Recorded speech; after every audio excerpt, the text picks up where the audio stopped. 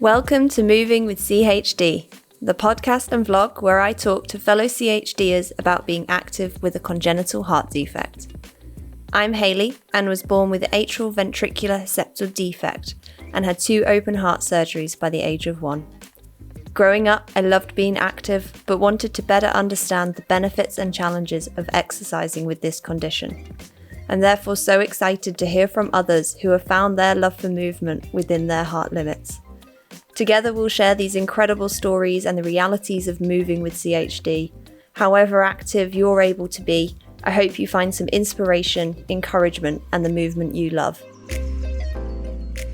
This week, I'm speaking to Claire, who got into exercise in adulthood and has discovered her love for running for both the physical and mental benefits. I'm inspired by her dedication and how she's gone from 0 to running half marathons. Hi Claire, thanks for joining us on this episode of Moving with CHD. It's great to have you on the podcast. Hi Hayley, thank you so much. I'm so excited. It's great. I'm so glad we're finally having the chance to do this. I thought before we kind of deep dive into the questions, we should do a quick fire round and just say the first thing that sort of comes to your mind. Is that all right? Okay, let's go. Yes. All right. Favorite Disney character? Wow. Probably Simba. Nice. Is he a character? Yes. Yeah. What's your spirit animal? Elephant. That is the 3rd time I've had elephant. Love it. Really? Yeah. Wow. If you could eat any food right now, what would it be? Right now, the second, pizza. Yum. Nice. And name one thing on your bucket list. Oof, there are so many. Probably to climb Table Mountain. Amazing. Is that in South Africa? Yes, yeah, in Cape Town. Amazing. Awesome. Well, I guess let's sort of kick off, and I'm keen to hear initially a little bit about what it was like for you sort of growing up with congenital heart defect. Okay, so it was very easy, I'd say, because my mom never cotton-wooled me. I knew I had a heart problem. I was obviously at the doctors a lot, and I was in and out of hospital a lot, but it was never like spoken about daily. I was never made a thing about it, really. My brother and sister, they're both younger than me. They never made me feel different. I was always included in everything that they did. If we went camping, a lot as a family. So nothing was ever very different for me. At school, I was very blue, like in my childhood, my lips, my everything, my fingernails. So that was pointed out a lot by other children because obviously they didn't know. But besides that, nothing was really different. I knew my limits. I didn't, try and push myself too hard. There was nothing major that anyone made me feel different or anything. Right. Children are funny, aren't they? Because they do tend to just sort of point things out without any filter. There's no filter, though. They have no idea. I mean, I see with Matt, he saw a little girl the other day who was a little bit disabled, and he was just staring. And I was like, you can't stare. But how do you tell a child that? Like, for them, it's like, it's something that's so different and they don't know how to react to that. So, yeah. And I guess just to sort of touch on what if I can ask, what is your congenital heart defect? Okay. So it's called asplenia syndrome. There is I mean, that's what it's been called my whole life. So I have 7 malfunctions of the heart.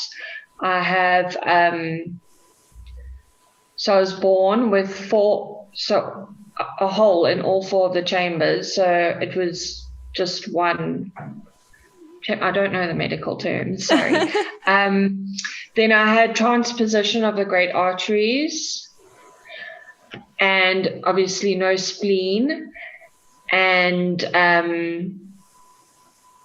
so all my blood was mixing, and then there was a lot of different little blood vessels in like the wrong places. Yeah. Complex, it sounds. Very complex. Yeah. And I'm not very medically. Me neither. Yeah. No. So I know the basics. Like my doctor's drawn me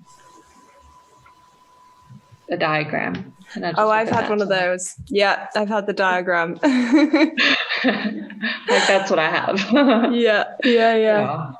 So I guess when did you sort of start getting into fitness then? And what was the drive for you? Okay, so it seems a bit shallow. I can't think of another word. But basically, when I got engaged and we started planning the wedding and stuff, I decided that I needed to lose some weight and, got to look your best on your wedding day. And so I started getting very heavily into fitness. I mean, I didn't have a child. My fiance and I weren't living together at that time. So I had, all the time in the world after work. And I would work out pretty much every day. And I was losing weight. But on top of that, I started seeing major health benefits in that I wasn't so tired anymore. My breathing was better. I was obviously fitter. And then it got to a point where I went to my cardiologist, for, a checkup. And he said, you actually don't need to be on your heart medication anymore. I was only on one medication at that point, which was like a beta blocker. And so I went off my beta blocker and I was absolutely fine. And it was so amazing to me that exercise could help so much to the point that you actually don't need medication. And so, that became obviously more of a motivation. And so, I carried on exercising from then. So that was about 7 years ago. Wow. And just carried on. Yeah. Amazing. And I know you mentioned sort of when we spoke before, being based in South Africa, about the transition between sort of adult cardiologist and some of the advice you've received. I guess, can you tell me a little bit about the transition for you? So when I was about 11 or 12, I moved from one city to another. So finding a cardiologist in where we moved, over here, I'm not sure about there, but over here we change over to an adult cardiologist at 12. It's like 12, 13. Yeah, I think it's 16 overseas. I'm not sure. I think mine was closer to 18, actually. I think mine might have been between appointments, maybe. But yeah, it was, I think I was 18. Sure. Yeah, so ours is quite a bit younger. And so, I mean, it could have been 14, 15 or whatever, but to get a pediatric cardiologist for one appointment seemed a bit ridiculous. I mean, there's so much information that they have to go through and all of that. So, I just started seeing an adult cardiologist as soon as I moved to Durban. And he was very old school, so it was lovely. Like, he knew everything. He was amazing. And then he retired. and then recommended that I go to someone else. And I think I went once, and this doctor is an amazing doctor, but had no idea about CHD. He was more, the heart attacks and all of those sort of things. Really had no idea, and really wasn't that interested. When I asked him what he thought about me falling pregnant, he just said, he just wouldn't follow me. He just didn't feel comfortable with it. So he recommended me to another adult cardiologist in Cape Town, which is how I found my current cardiologist. But yeah, it hasn't been easy to find someone after my cardiologist retired. Yeah, difficult. That's such a big part as well, if you're going in for like regular appointments and sort of having someone with those expertise. You've got to have someone who's interested and who knows what they're talking about. Yeah, definitely. I guess to sort of jump back on the fitness side, because obviously I know you've been having this conversation with your cardiologist and everything, but since recently I know you've set yourself a fitness goal. So I guess, can you tell me a little bit about that goal and why? Okay, so I like to do strange things, and I saw one of my friends who had just had a baby, and 2 or 3 months later she did a half marathon, and I was like, wow, that is incredible. I need to do that. Not have a baby and then do a half marathon. Yeah. My child was quite a bit older. And so I did. I started training, and I was like, I'm going to do this half marathon. And everyone was like, you mad? Anyway, I then saw that the cardiologist who had done my Fontan had started a charity in Durban, South Africa, to raise money for underprivileged children who were born with CHD, but didn't. So in South Africa, we work off medical aid. If you don't have medical aid, you are not getting the proper medical care. Mm-hmm. You can go government, but it's you have to have medical aid, especially if you have a medical issue like CHD. And so he's raising funds to help these children who are born with CHD but do not have the financial ability, or their parents don't have the financial ability to get them the help they need. And so I thought, if I'm going to run, I might as well make it for, try and make some money for them.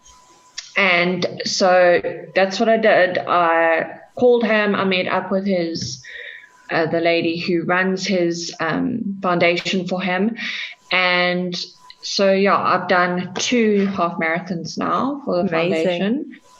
And then we went into lockdown. So, the last one I did, I think, was literally just before we went into lockdown. It was beginning of March or something. So it was a bit crazy, but it was so much fun. I'm so happy I did that. Yeah, amazing. And I know lockdown in South Africa was quite limiting in terms of sort of exercise and what you could do. Did you learn anything about yourself during that time and over that period? Yeah, I learned that if I don't exercise, I'm not a very happy person.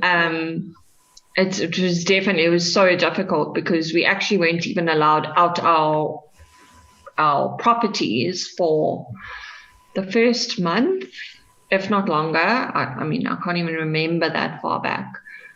Yeah, I think it was the first month because we went for our first walk outside the property. And again, that was limited to 2 hours that you were allowed to walk.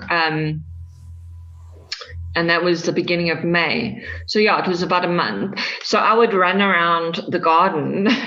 Yeah. They actually came up, I don't know if it was a worldwide thing, but I know in Durban at least they did like you could do a marathon in 21 days or something. So it was like, yeah. So then you ran 2Ks every day around your garden. Okay. It's not easy. So I think I did that for a few days before I was just like, oh, no, like I can't. Because you would run around your garden, and this is like a biggish garden because I was at my mom's house. I think I had to run around like 10 times, like a double. No, it was crazy. So and then, I mean, luckily I do have a toddler that I, have to run after, but sure, no, definitely exercise makes such a difference to my mood. So I definitely learned that. Yeah. Yeah. Yeah, I can imagine that's just like running around a running track the whole time, just doing that. Oh my gosh. But yeah, worse because you have like dogs chasing you and things in the garden you have to avoid. And yeah, no, it was definitely an experience. Yeah. And now it's not as strict in South Africa. Are you able to sort of get back out? Oh yeah, no, gyms are open. No, there's not many rules. So, which is good in my opinion. But yeah. Yeah. So I guess from your sort of experience and setting yourself a goal and training for it, is there any advice you'd sort of share with fellow CHDers? Yes. So my advice would be try and move every day if possible, because truly, in my opinion, I believe that exercise is the best medicine. Obviously, don't go against what your doctor says. Obviously, all of that is extremely important, and listen to your body. But movement can make such a difference. It doesn't have to be anything hardcore. It doesn't have to be running. It doesn't have to be weights. It can be, as chilled as, you need, walking, swimming. But it really just makes such a huge difference, not only for your physical health, but for your mental health as well. I mean, I can't even describe the difference from when I started to now. I mean, when you're exercising, you even unconsciously, you then, you start eating better, you start, looking after yourself better. It's a very strange thing. It's like, one thing kind of leads on. But yeah, no, I truly believe it makes such a difference. Like now I've just had an appointment at my cardiologist, and he explained how exercise, I mean, we all know this, that the heart is a muscle. But I think you tend to forget because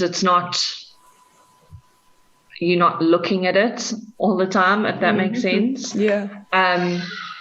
And the more that you work it, the stronger it gets, essentially. So yeah, my advice is listen to your body, move as much as you can, even if it's for 15 minutes a day, just to get your blood flowing, your heart working. And yeah, that's my advice. Amazing. Thank you so much, Claire. I think on that note, we'll wrap up, and I just want to say thank you again for sharing your story. It's so exciting to hear from you, and amazing to sort of have such a complex CHD and find exercise and being able to run a half marathon, which is, I'm just in awe of. Oh, thank you. No, you can do anything you put your mind to, I truly believe. Yeah, absolutely. Amazing. Oh, thank you so much. Thank you so much. Thank you for listening to today's episode. If you've not already, please help us get the word out to fellow CHDers by sharing with your network, subscribing to the Moving with CHD YouTube channel or podcast series on your favourite streaming platform. You can also stay up to date on all the latest episodes on my Instagram @Hayley.heartfitness.